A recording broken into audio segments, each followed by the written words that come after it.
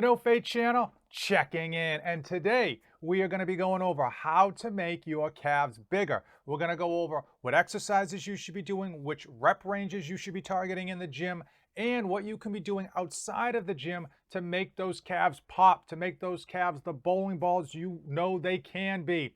Now, the reason we're doing today's video is because of the Review Bros, your second favorite YouTube channel out there. They posted a question on their Instagram about a week ago. How do I make my calves bigger? And today, we're going to answer that.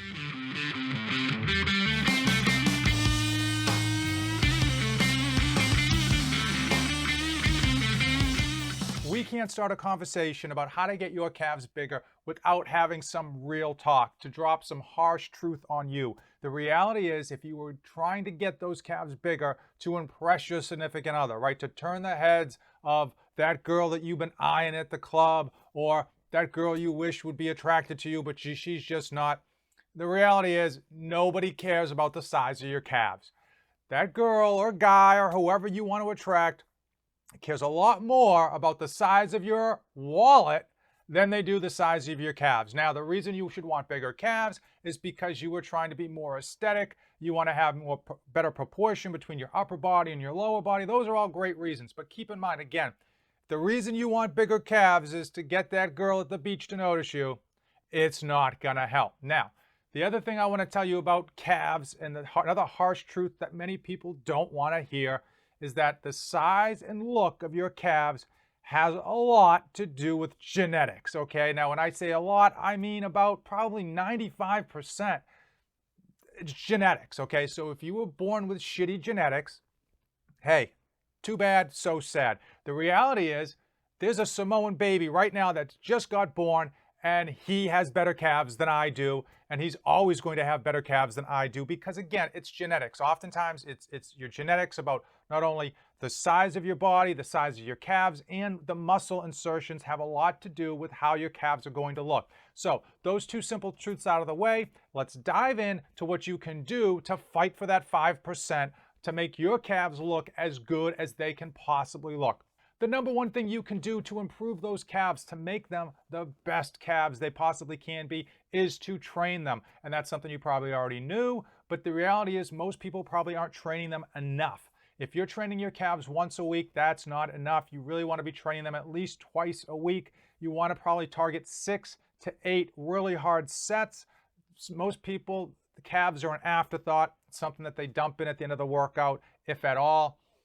So let's talk about the number one exercise that you should be doing for your underdeveloped and lagging calves, and that is the standing calf raise. There are a ton of iterations of this exercise. The main one that you will see in most gyms is a machine that you basically step in. There's pads that are on your shoulders, and you're able to simply do a calf raise, for lack of a better term, up and down, and adjust the weight. You can also do these on a Smith machine. You can also do these on a leg press machine and just simply have the weight locked out at the very end. It's a great exercise. It hits all of the muscles in that calf at once. And it's a great way to not only get weight, but get reps on those calves. But the problem is that when most people do these, they do them wrong. Oftentimes people will either go way heavier than they can and result in not getting a very good contraction in the calf, or people will bend and unbend their legs during the exercises, and that basically puts all of the weight and all of the work on their legs and none of the weight on your calf. When you do a standing calf raise or any of the other iterations of such exercise, you want to keep your knees bent slightly, and you want to keep that bend consistent throughout the entire exercise. Also, you want to get a full contraction at the top of the movement and at the bottom of the movement. You really want to make sure that you're going through an entire full range of movement from bottom to top, squeezing at the top, squeezing that muscle, making sure that the weight is on the muscle. Let's talk about rep range. Many people think that they need to go heavy and do one or two, sets, one or two reps to, kind of really tax that calf muscle. And that's just bad thinking. If I were you, or if you were me, you would be targeting everywhere between 6 and 12 reps. You want to essentially try to do a pyramid where you are starting off with 12 reps, getting 12 good, clean, focused reps where you're squeezing that muscle, you're taking your time, you're doing it right, and then increase the weight down to where you're probably targeting 6 reps. But again, the weight doesn't matter as much as the form and the consistency, and making sure that you're taking your time with those exercises, putting the weight on the calf. If you're not feeling the exercise in your calf, you're doing it wrong and you're getting nothing out of it.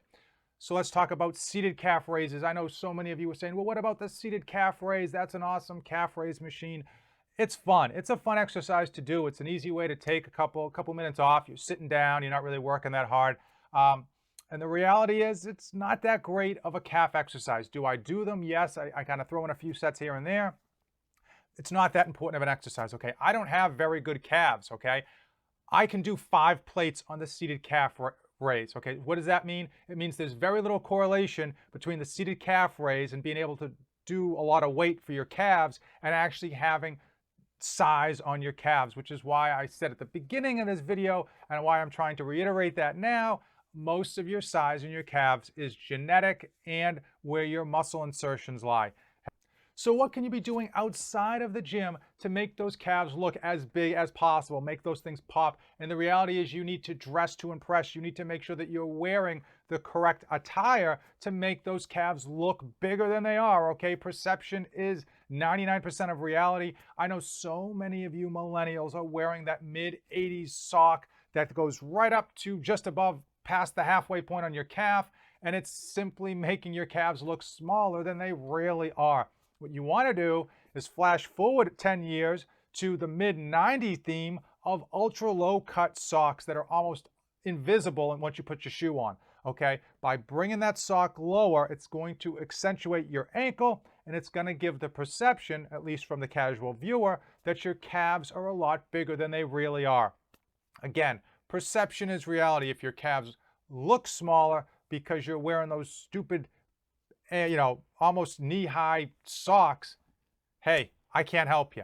Again, take a look at the low-cut socks and just face facts. If you fix your socks, your calves are going to look a lot bigger, and it's probably going to save you a lot of fruitless hours in the gym trying to get your calves to look like the Samoan that you're just not, okay? Hopefully you and the Review Bros have a few key takeaways from today's video to make your calves be the best calves they possibly can. If you're not familiar with the Review Bros, they do awesome supplement reviews. I'll link them up here, and they have a very fun, interactive Instagram account. Check them out.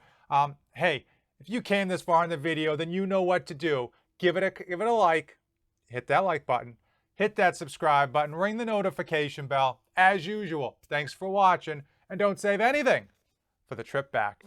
I am dedicated to helping you dads be great parents to your children and still accomplish your own personal goals. I post tips and tricks to save you dads time, energy, and money. 3 things that are in short supply for every dad out there.